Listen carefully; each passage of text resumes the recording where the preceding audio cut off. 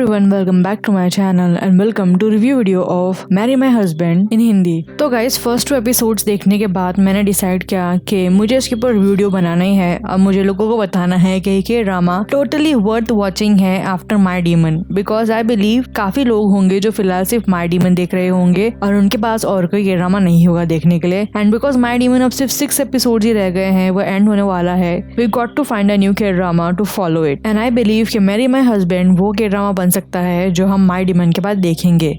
मैं ये नहीं बोल रही हूँ कि it is as good as my demon, but मैं ये बोल रही हूँ कि आफ्टर माई डीमन अगर हमें कुछ डिफरेंट देखना है तो marry my husband can be the one जो हमें कुछ डिफरेंट फीलिंग देगा with different story with different faces. तो मेरे तरफ से तो इसके ड्रामा के लिए थम्स अप है। बट हर के ड्रामा में कुछ तो लूपहोल्स होते हैं, कुछ कॉन्स होते हैं, कुछ प्रोज होते हैं। तो रिव्यू वीडियो का यही मोटिव होता है कि मैं सारी चीजें आप लोगों के सामने रखूं, जो कि मैं डेफिनेटली रखने वाली हूँ। और आप ये वीडियो देखने के बाद, ये रिव्यू देखने के बाद डिसाइड कर सकते हैं कि वेदर आपको ये के ड्रामा मैरी माई हस्बैंड देखना है या नहीं।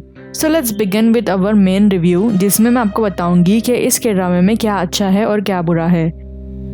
तो पहले हम बात करते हैं कि इसके ड्रामे के अंदर लूप होल्स क्या है और क्या थोड़ी चीजें बुरी है इसके अंदर। तो एक चीज जो मुझे बुरी लगी थोड़ी, और आई बिलीव कि बहुत सारे लोगों को वो नॉट सो सेटनिंग लगा, वो है इसके ड्रामे की बेसिक स्टोरी। इसके ड्रामे की basic story is as same as basic story of a perfect marriage revenge. अगर आप लोगों ने परफेक्ट मैरिज रिवेंज देखा होगा तो आपको पता है कि उसकी स्टोरी क्या है, और उतना ही काफी है बिकॉज एग्जैक्टली वही स्टोरी है इसके ड्रामे की, मैरी माई हस्बैंड की। बट इंडीड ये के ड्रामे का level compare to perfect marriage revenge थोड़ा ऊपर है, बिकॉज ये टीवीएन का के ड्रामा है। दूसरी बात, इसका बजट थोड़ा हाई है as compare to perfect marriage revenge. मैं ये नहीं बोल रही हूँ कि परफेक्ट मैरिज रिवेंज अच्छा नहीं था या फिर एक्टिंग अच्छी नहीं थी, बट ये बात तो कोई नहीं कर सकता कि perfect marriage revenge it was more like a daily soap serial, and this drama marry my husband it is more like a K drama and drama. But guys I do not want to give a wrong impression, because पूरा exactly copy paste story नहीं है, काफी difference है story में। जैसे कि for example perfect marriage revenge में जब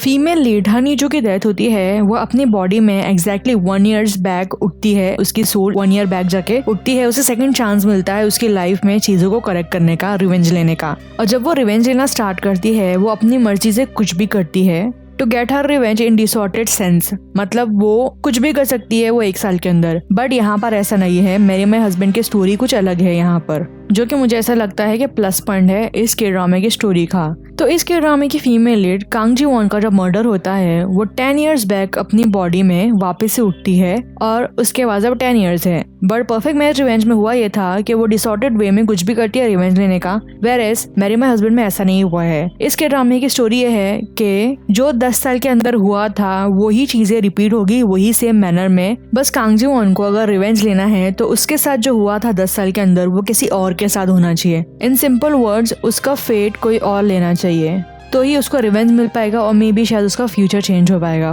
फॉर एग्जाम्पल 10 ईयर्स पहले कांग जी वॉन के हाथ पे गर्म वाटर का फ्लास्क गिरा था, जिसके वजह से उसके हाथ में इंजरी हो गई थी। बट अब जब वो 10 ईयर्स पहले अपनी बॉडी में उठी है, उसकी इंजरी उसे रिटर्न नहीं होती है, क्योंकि उसका जो बॉस जीयूक होता है वो उससे बचा लेता है और वो फ्लास्क को अपने हाथ से पुश करता है, जिसकी वजह से उसके हाथ पे इंजरी होती है। डेट मीन्स 10 ईयर्स पहले जो उसको इंजरी हुई थी वो फिलहाल उसके बॉस के हाथ पे है। इस तरीके से वो जो इवेंट था वो भी हो गया। वो जो 10 साल पहले उसे इंजरी हुई थी वो किसी और को हो गया, तो अब वो इवेंट वापस नहीं होगा। इन सिंपल वर्ड्स, उसका इल फेट किसी और ने ले लिया। सो बेसिक से ये स्टोरी है जो आई बिलीव के अपकमिंग एपिसोड में काफी ही इंटरेस्टिंग होने वाली है, बिकॉज 10 ईयर्स में बहुत सारी बुरी चीजें हुई थी कांग जी वॉन के साथ, और हमें ये देखने में काफी मजा आएगा कि वो इस सेकंड चांस वाली लाइफ में क्या क्या स्टेप लेगी ताकि उसका इल फेट कोई और ले ले। तो ये एक ही चीज है जो मुझे इस के ड्रामा में थोड़ा बुरा लगा कि it is somewhat similar to perfect marriage revenge, जो कि हम फिलहाल नहीं देखना चाहते थे बिकॉज अभी खत्म हुआ है वो के ड्रामा। बट नेवरदलेस इस फैक्ट के अलावा बाकी सब इस के ड्रामा में अलग है, और एक आध फैक्ट तो इतने ही ज्यादा अमेजिंग है इस के ड्रामा में, जिसके बारे में मैं आपको अभी बताने वाली हूँ कि इस के ड्रामे का प्रोस क्या है। तो एक चीज मैंने इस के ड्रामे में फर्स्ट एपिसोड में ही नोट कर ली थी गाइस, कि इस के ड्रामे की जो कास्टिंग है वो अमेजिंग है। मतलब एट फर्स्ट जब हमें सुनने के लिए आया था कि ये के ड्रामा आने वाला है और इसमें जो मेन लीड है वो है नाइन वो, मैं ऐसा नहीं बोल रही हूँ कि नाइन वो अच्छा एक्टर नहीं है, बट मैंने नाइन वो को देखा था when river where the moon rises में, तो वैसे टाइप के रोल में मैंने उसे देखा था। तो मुझे ऐसा लगा कि इस के ड्रामे में वो सूट नहीं होगा as a main lead. But जब फर्स्ट एपिसोड ऑनर हुआ और मैंने फर्स्ट एपिसोड देखा तो मुझे इस बात का रियलाइजेशन हुआ कि नाइन वो से बेटर जी ह्यूक के रोल को कोई सूट कर ही नहीं सकता। उसका जो फेस है, उसकी जो पर्सनैलिटी है, वो उस कैरेक्टर को कम्प्लीटली फिट कर रही है। बिकॉज गाइज इसके ड्रामे में मैरी माय हस्बैंड में जी ह्यूक का जो कैरेक्टर है, उसकी जो रिक्वायरमेंट है, उसकी जो वांट है, वो है एक स्टेबल सा कैरेक्टर, एक स्टेबल सा फेस विद स्टेबल पर्सनैलिटी, जो कि नाइन वो एकदम स्ले कर रहा है। उसकी पर्सनैलिटी एकदम फिट बैठ रही है उस कैरेक्टर पे। Ji Hyuk's character does not have to be dreamy, और नाइन वो बिल्कुल भी ड्रीमी नहीं दिख रहा है। इनफैक्ट वो स्टेबल, हैंडसम और एकदम डिसेंट सा दिख रहा है। और नाइन वो के अलावा दूसरे एक्टर्स भी उनके जो कैरेक्टर्स हैं उनको बहुत अच्छे से सूट कर रहे हैं। सबकी एक्टिंग वगैरह, डायरेक्शन वगैरह काफी अच्छी है। मुझे नहीं लगता कि पाक मिन योंग की तारीफ करने की जरूरत है, because she is one of the best actress in के ड्रामा वर्ल्ड, और उसके वर्सेटाइल एक्टिंग को कोई बीट नहीं कर सकता। और गाइस पाक मिन योंग के अलावा एक और एक्टर है जो हमारा one of the favourite actors में से एक है, वो है ली क्योंग, जो कि हमारा वाइकी से फेवरेट कैरेक्टर है ऑफ केंचाना केंचाना। तो अगर आपके दिमाग में ली क्योंग की फनी सी वाइट वॉश इमेज है तो ये इमेज बहुत ही जल्दी चेंज हो जाएगी अगर अभी के ड्रामा देखेंगे, बिकॉज इस के ड्रामे में उसका कैरेक्टर फनी नहीं है, इनफैक्ट काफी टॉक्सिक और काफी बुरा है, इतना कि आपको उससे नफरत हो जाएगी। और यही चीज से ली क्योंग प्रूव करता है कि वो बहुत ही अच्छा एक्टर है, because we used to love him, now we will hate him. तो इससे यही कंक्लूजन निकलता है कि एज एन एक्टर उसने अपने कैरेक्टर को एकदम स्ले किया है। सो बेसिकली इसके ड्रामे का जो प्लस पॉइंट है वो है एक्टर्स की एक्टिंग। इसके अलावा एक और चीज होती है जो एवरी के ड्रामा में बहुत ही इंपॉर्टेंट होती है, एंड दैट इज के ड्रामा मेल लीड और फीमेल लीड के बीच की केमिस्ट्री। सो गाइज हमने जो भी सोचा था कि हो सकता है कि केमिस्ट्री दोनों की अच्छी नहीं दिख के आए, but guys mark my word, Kang Ji Won और जी ह्यूक की chemistry, that means Park Min Young और नाइन वो की chemistry is looking top notch. मतलब we are waiting to get more scenes of them together.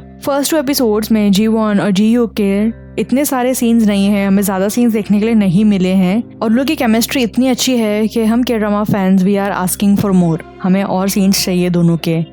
So guys ये था मेरा overall review of first 2 episodes, and यही था overall first impression of this drama. Now it is up to you to decide कि आप लोग को ये के ड्रामा देखना है या नहीं देखना है। बट गाइस 2023 में जितने बुरे बुरे के ड्रामास हमें देखने के लिए मिले हैं, मैं मारी मन की बात नहीं कर रही हूँ, मतलब एक से बढ़कर एक बुरे बुरे के ड्रामास 2023 में आए हैं। उसके हिसाब से 2023 के and, that means my demon, और 2024 की स्टार्ट में हमें जो के ड्रामास देखने के लिए मिल रहे हैं, it is gold as compare to last year. तो अगर आप लास्ट ईयर के के ड्रामा से डिसअपॉइंटेड हो तो definitely this K drama is something new and something refreshing to watch. Not completely new, but I believe कि episode number 3rd and 4th से इसकी जो स्टोरी है वो परफेक्ट मैच रिवेंज से पूरी ही डिफरेंट होने वाली है। और अगर ऐसा हो गया तो ये के ड्रामा डेफिनेटली हमारे लिए रिफ्रेशिंग और न्यू रहने वाला है। तो now it is up to you to decide कि आपको देखना है कि नहीं देखना है। मैं तो बोलूंगी कि जरूर देखो, काफी एंजॉय करोगे आप लोग, बिकॉज एनीवेज माय डीमन तो खत्म होने वाला है, 6 एपिसोड ही बाकी है। So guys thank you for watching this video. अगर आप लोगों को ये वीडियो पसंद आया, give it a thumbs up, share it with your friends and make sure to subscribe to my channel. I will see you in next video. Until that time, अन्योंग।